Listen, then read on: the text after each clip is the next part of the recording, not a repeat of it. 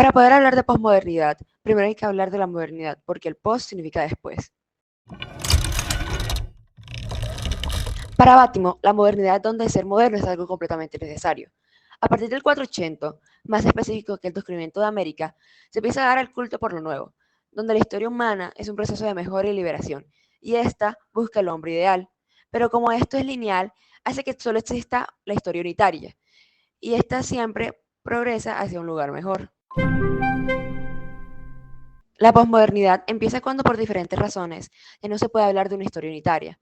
La historia muestra un eje central de la civilización, en nuestro caso Europa, donde esta era la civilización y fuera de esta estaban los hombres primitivos. Muchos filósofos criticaron esta forma de ver al mundo. Walter Benjamin dice que la historia es una representación del pasado hecha por las clases dominantes, donde estos deciden qué es importante y qué no, mostrando a los burgueses y las personas poderosas en aquel tiempo, pero no al proletariado porque supuestamente estos no hacen historia. Con la crisis de la idea de historia, también se cuestiona la idea del progreso, porque no todas las vivencias humanas siempre avanzan hacia el mismo lado y tienen los mismos ideales y pensamientos. Las crisis del colonialismo también muestran la necesidad de las pequeñas fábulas, haciendo que el ideal europeo pase de ser la esencia de la humanidad a ser solo otro ideal de muchos otros. Pero lo más importante para Bátimo es la sociedad de la comunicación.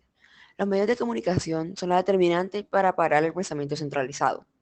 Los más media se favorecen de que hayan diferentes culturas hablando con igualdad, y por esto ya no pueden tener una realidad como absoluta, sino muchas verdades diferentes las cuales tienen el mismo poder.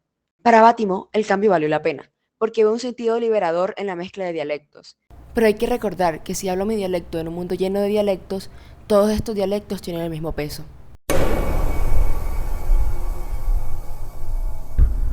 La heterofobia no es un sentimiento inhumano, todo lo contrario, es un sentimiento humanista. Esta viene de la disposición mimética del ser humano. La mímesis es una imitación que los seres humanos hacen de otros o de su entorno, que fue importante para la supervivencia en la prehistoria, permitiendo la creación de grupos y la separación de estos. En la actualidad, la mímesis sigue siendo útil en la imitación de las normas sociales. Sin embargo, esta misma imitación también puede llevar a la heterofobia. Según Spinoza, la voluntad de imitación que une las comunidades humanas es la causa de muchos conflictos entre ellas. La mímesis social nos lleva a desear lo que ya ha sido deseado, lo que crea estabilidad cuando el deseo es algo que todos pueden obtener, pero también puede crear conflicto cuando alguien se sale de la normativa. La mímesis tiene como resultado la compatibilidad entre los miembros de un grupo, pero evita la capacidad de innovar. Siempre que se presenta algo nuevo, sea local o extranjero, pasa por un periodo en el que es rechazado y luego pasa a ser aceptado o desechado por completo. En última instancia, la heterofobia no permite ver a los demás como iguales, sino que los convierte en desechables.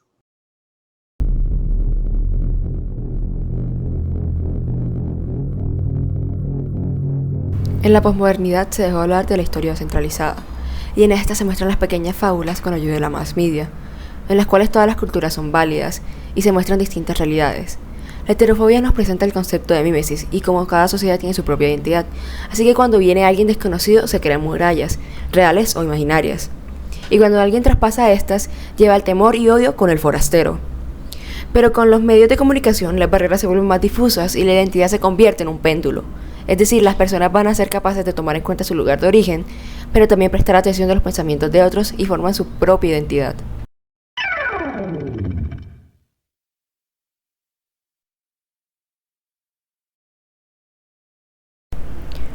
La heterofobia se puede presentar en tres niveles distintos. El primero de todos los niveles es la afirmación etnocéntrica. Este es el menor nivel de todos, es decir, el menos hostil. Este tiende a ocurrir cuando apenas logramos percibir al diferente. Se basa en dudar del otro, haciéndonos fanfarronear sobre nosotros mismos y creernos mejores que los demás. Un ejemplo de esto es como los paisas se creen el mejor de todas las regiones. El siguiente es la xenofobia. Este se basa en atribuir a pequeños grupos crímenes o defectos como generalidad cuando cualquier humano los puede hacer.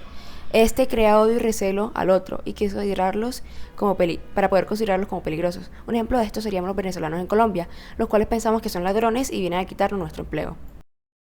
Y el último nivel, el cual es el más grave de todos, es el racismo con pretensiones científicas, porque utiliza supuestos estudios científicos cuando en realidad no son válidos y terminan siendo una opinión. Este nivel no necesariamente tiene odio a los otros, pero sí odia al mestizaje y no quiere ver o relacionar con otros grupos. Por ejemplo, creían que los negros eran otra especie por fundamentos antropológicos.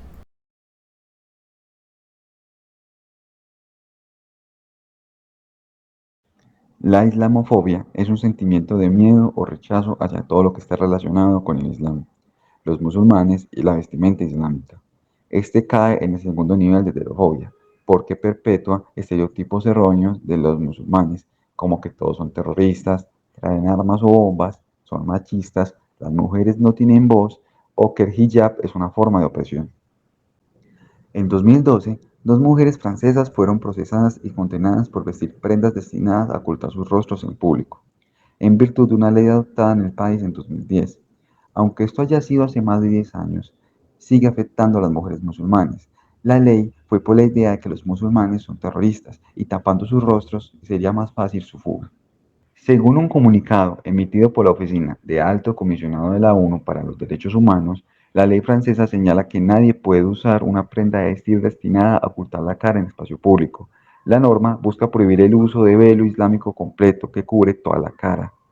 El presidente del comité, Yuval Shani, destacó que las resoluciones no van en contra de la noción de laicidad, sino que lo consideran como una forma de opresión a la mujer. El Tribunal de Justicia de la Unión Europea dictaminó que los empleadores de esta pueden prohibir que sus empleados usen símbolos religiosos, incluidos el velo, para presentar una imagen de neutralidad política, filosófica y religiosa en el lugar de trabajo. El veredicto reafirmó un fallo del Tribunal de Justicia de la Unión Europea de 2017 y destaca las tensiones de larga data en relación con el multiculturalismo en Europa. En particular, plantea la cuestión de si hay un lugar para las mujeres visiblemente musulmanas en la vida pública europea. Lama, una mujer franco-argelina que ahora vive fuera de Francia, lamenta el fenómeno de la presencia de hombres blancos en los medios de comunicación que debaten si las mujeres islámicas deben o no usar el hijab. El problema es que nunca se trata de la prenda objetiva, se trata de lo que la prenda simboliza para ellos. Muchas de las mujeres entrevistadas dijeron que cada mañana se ven al espejo y piensan, me veo amigable, me veo accesible. En un mundo donde a las mujeres jóvenes se les enseña cada vez más a empoderarse, las mujeres musulmanas en Europa están siendo reprimidas por la legislación y se les dice que su apariencia es problemática.